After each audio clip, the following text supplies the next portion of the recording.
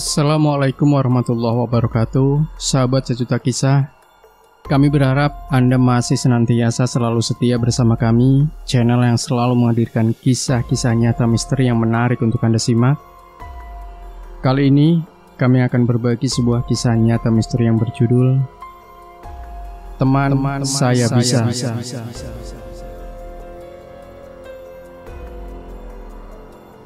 Halo, saya Agus asal Bandung.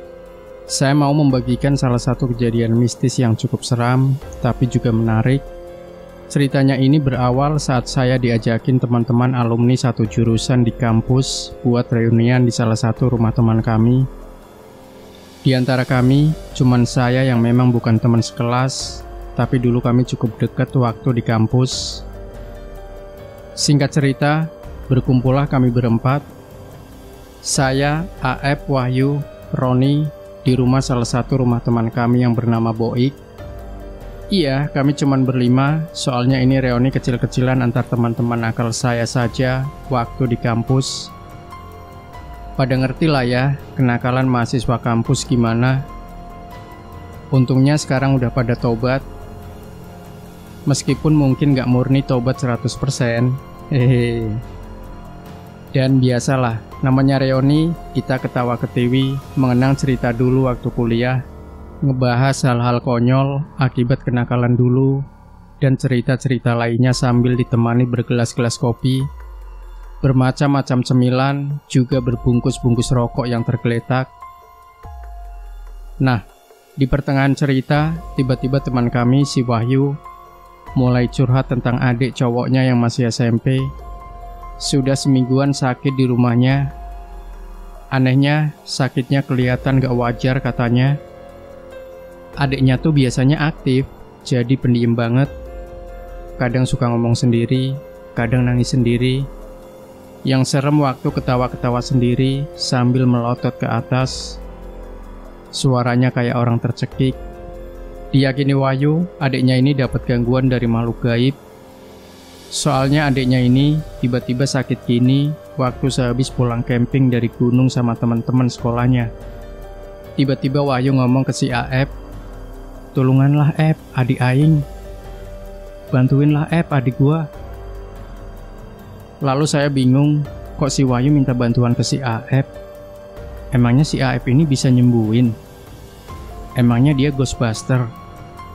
Sambil saya ketawa dalam hati. Kalian bingung kan gimana ketawa dalam hati? Hahaha. Tapi si Aep malah ngebales omongan si Wahyu. Kalemnya, orang tinggal hela. Bentar ya, gua coba lihat dulu. Si Aep pun lalu pasang posisi duduk bersila sambil merem, persis kayak mau zikir. Saya dalam hati masih ragu, ngapain sih ini anak? Apa benar si Aep ini bisa ngelihat kayak gitu? Apa cuma pura-pura merem, lalu tiba-tiba kentut? Kan kampret ya kalau gitu. Haha. Soalnya saya udah tahu lah jahilnya teman-teman ini kayak gimana. Tapi nggak lama, tiba-tiba si Aep ngucap, "Assalamualaikum." Teman-teman yang lain jawab deh itu salam, kecuali saya yang masih bingung akan apa yang terjadi padanya. Asik, sepuitis ya gua. Hehe. Dan anehnya, suaranya itu kayak suara kakek-kakek. Keadaan si Aep masih merem, posisinya juga nggak berubah, masih kayak orang zikir. Dalam hati saya udah mulai percaya dan ngomong dalam hati kayak di sinetron Indosiar. Wah, bukan si Aep nih.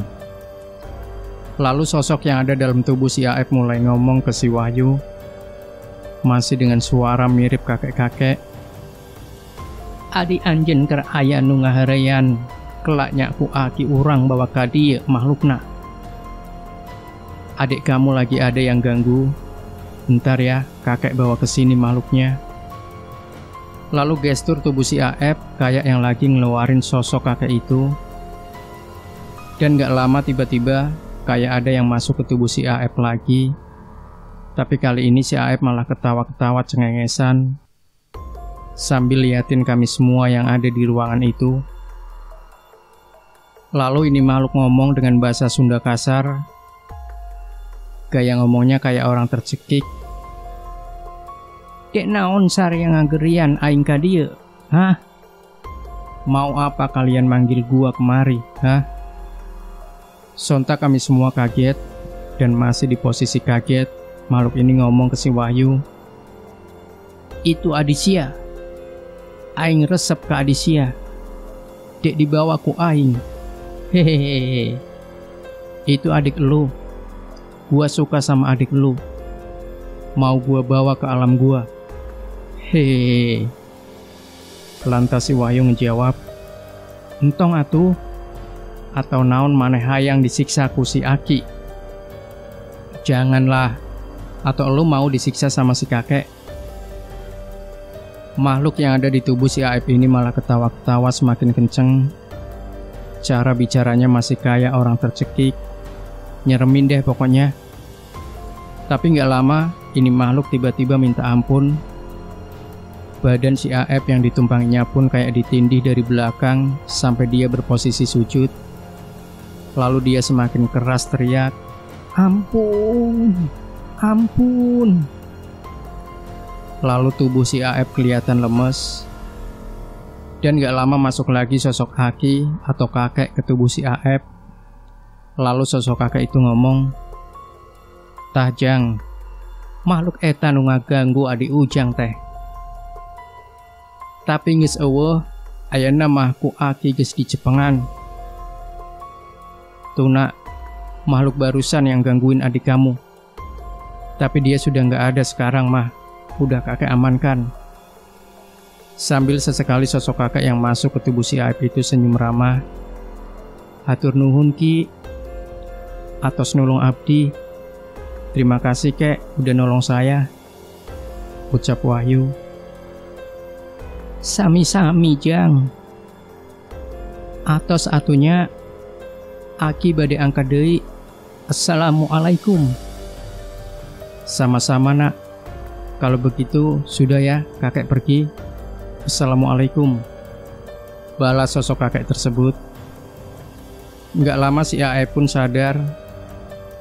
Tapi haheho, kayak orang udah lari maraton jarak Bandung-Jakarta. Hahaha. Saya sih masih bengong, terus bertanya-tanya ke teman-teman yang lain. Kenapa sih Aep? Apa nih barusan?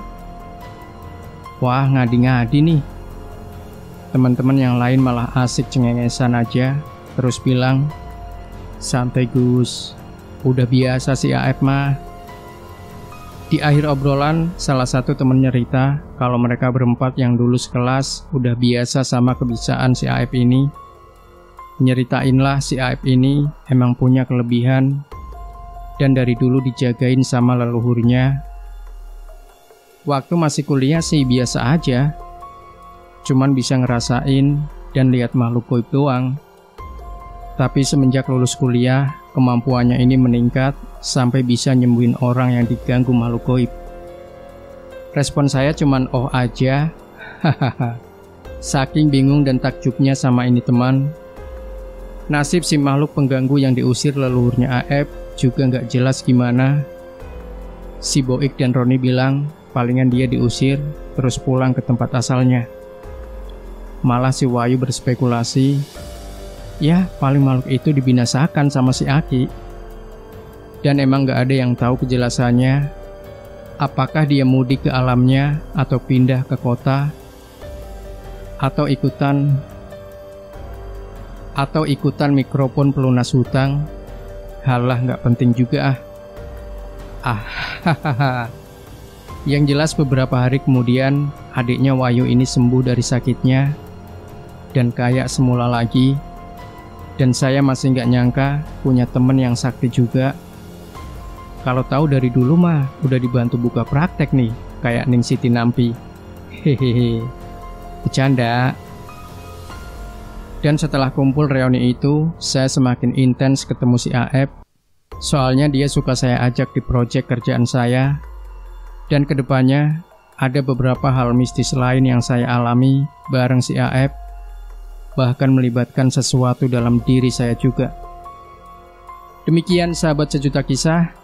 Tinggalkan komentar Anda, like dan share video ini, subscribe channel Sejuta Kisah, dan kembali nantikan kisah-kisah nyata misteri terbaru dari kami selanjutnya. Sampai jumpa. Wassalamualaikum warahmatullahi wabarakatuh.